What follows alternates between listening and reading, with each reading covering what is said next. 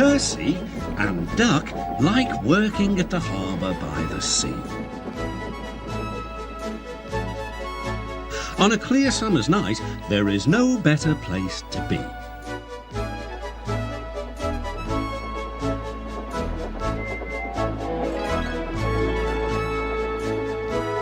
The big ships bring passengers. Cargo ships carry machinery and other things. Duck and Percy puff backwards and forwards with the crates of cargo as they are loaded and unloaded by the quayside. One morning, Duck and Percy noticed that the horizon was packed with sails flapping against the blue sky. "I wish I could sail to faraway lands," sighed Duck. "Engines can't go sailing," snorted Percy, "because engines can't float." Duck still had his dreams. Suddenly they were rudely interrupted.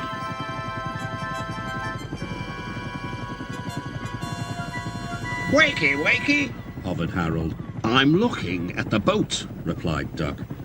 "That's the Regatta," whirred Harold. "Lots of boats, lots of races, great fun. I hover around in case I'm needed." "Do you go to the horizon?" asked Duck. "Yes, and beyond." "I didn't know there was a beyond," whispered Percy. "Do you go to other places at sea?" continued Duck. "Certainly. I can land on ships, you know, anywhere, anytime. Goodbye."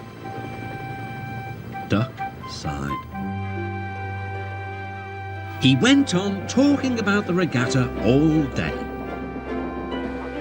Percy lost patience. "Well, Duck, I'd rather have my wheels on solid ground. Our rails can take us to all the places we could ever wish to see." "That's an emergency," called Duck's driver. "I'll check with the harbour master."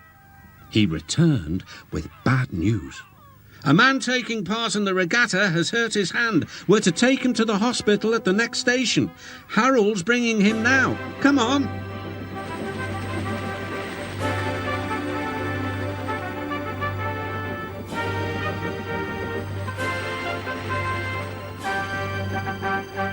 "Good to see you again, Duck," whirred Harold as he landed carefully on the platform.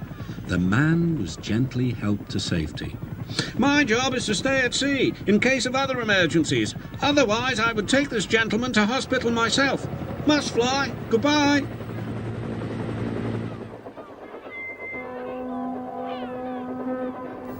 Duck set off on his journey. Soon he was steaming well and his wheels were thundering along the track.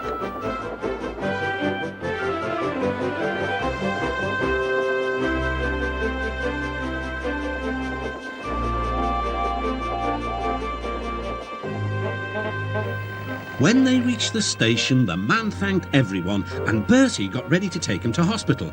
"You look splendid flying along the line, Duck," glowed Bertie. "No wonder they call you Great Western."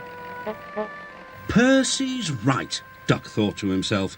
Engines are happiest when their wheels are firmly on the rails. That night, Percy and Duck stayed a little longer at the quay. The air was warm and the sea calm. "There's a shooting star," said Duck. "Don't be daft," laughed Percy. "It's Harold. Look, he's hovering overhead." Something fluttered down towards Duck. His driver caught it. "It's a flag from the Regatta. Harold's giving it to you as a present, Duck." "That was kind of Harold," whispered Duck. "He may have whirly arms instead of wheels, but he seems to understand just what an engine needs." Duck still wonders about the lands beyond the horizon, but he enjoys being with friends most of all, and I think he knows that sometimes the best travels are those we can only dream about. Don't you?